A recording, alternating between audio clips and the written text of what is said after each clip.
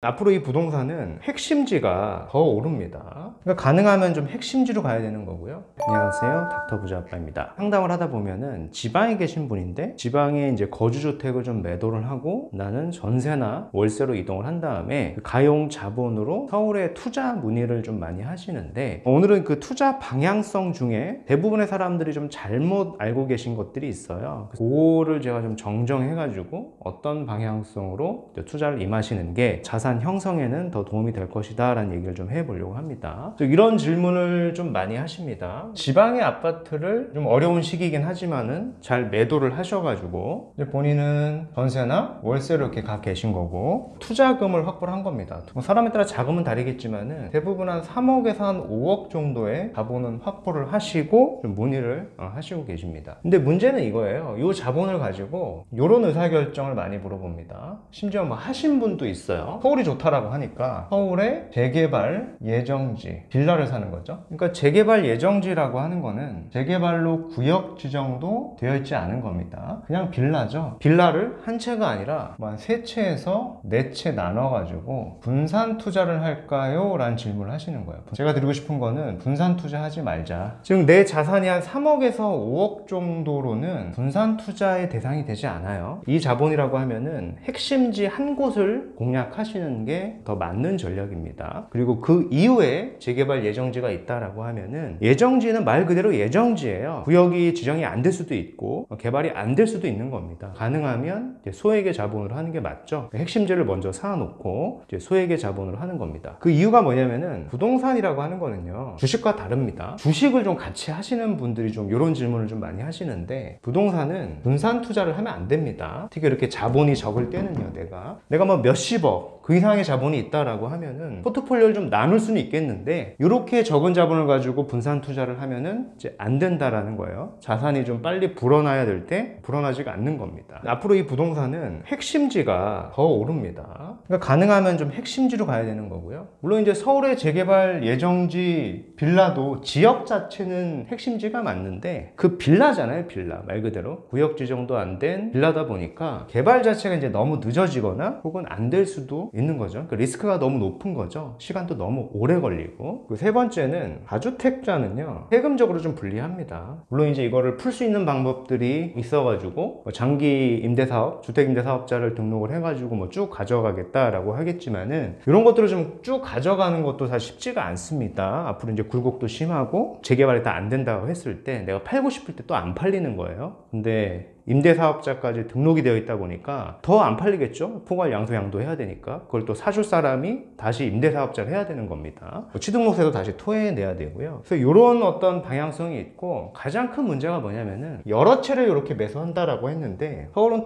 투개발지구잖아요. 5년 재당첨 제한이 있습니다. 이게 무슨 얘기냐면은 대부분 재개발 예정지라고 하는 거는 초기 단계죠. 다 비슷한 시점에 내가 매수를 했는데 이게 나중에 구역 지정이 되고 조합 설립이 되고 관리처분 인가가 났어요. 대부분 비슷한 시점에 내가 투자를 했으니까 5년 재당첨 제한에 이게 다 걸릴 가능성이 있습니다. 그래서 내가 이걸 다 들고 갈 수 있는 게 아니에요. 한 채 빼고는 현금 청산될 수 있다. 그 전에 매도를 해야 되겠죠. 장기간 내가 들고 가서 자산을 또 불릴 수 있는 선택지도 않은 겁니다. 그 시점에 다시 재투자를 해야 될 텐데, 재투자를 하려고 보면은 상위급지, 핵심지는 더 올라 있으니까 내가 못 갈 수도 있는 거예요. 그래서 결론이 뭐냐면은, 지방의 아파트를 내가 매도를 해서 5억 이하의 자본이 있다라고 하면은 첫 번째로 하셔야 되는 거는 가능한 내가 갈 수 있는 핵심지 부동산을 매수를 해야 되는 거고요. 그 이후 시점에 내가 자본이 된다 혹은 뭐 레버리지 여력이 된다 라고 하면은 이런 예정지 빌라를 아주 소액으로 들어가야 돼요. 막 몇 억을 이렇게 넣으시면 안 된다라는 겁니다. 크게 이런 식의 틀의 방향이 있을 것 같고요. 뭐 5억이 있다라고 하면은 어떤 식의 사업이 있을 것 같냐라고 보면은, 서울의 부동산을 보면은 정비사업 구역이 있겠죠. 정비사업이라고 하는 거는 최소 구역 지정은 됐고요. 조합 설립이 임박해 있는 거를 들어가야 됩니다. 여기는 들어가셔야지 내가 투자했을 때 수익률 자체를 극대화할 수 있어요. 여기처럼 이제 구역 지정도 되어 있지 않고 외곽 지역을 이렇게 쭉 사놓게 되면은 이런 이슈들이 있다라는 거예요. 그래서 가능하면 이런 식의 선택지를 해야 되는 거고, 정비사업 구역이나 아니면은 핵심지 아파트를 갭으로 보셔야 된다는 겁니다. 저는 한강변을 추천드려요. 한강변 같은 경우에는 주택이 지금 조정장이잖아요. 조정장임에도 사실 가격이 잘 하락하지가 않고 오히려 오르는 지역들을 살펴보면은 대부분 다 한강변입니다. 그래서 이런 식의 의사결정을 하시는 게 내가 자산을 좀 더 빠르게 불릴 수 있는 방법이고, 여기를 사놓고 그 이후 시점에 이렇게 소액 투자하는 방향성이 맞다라는 겁니다.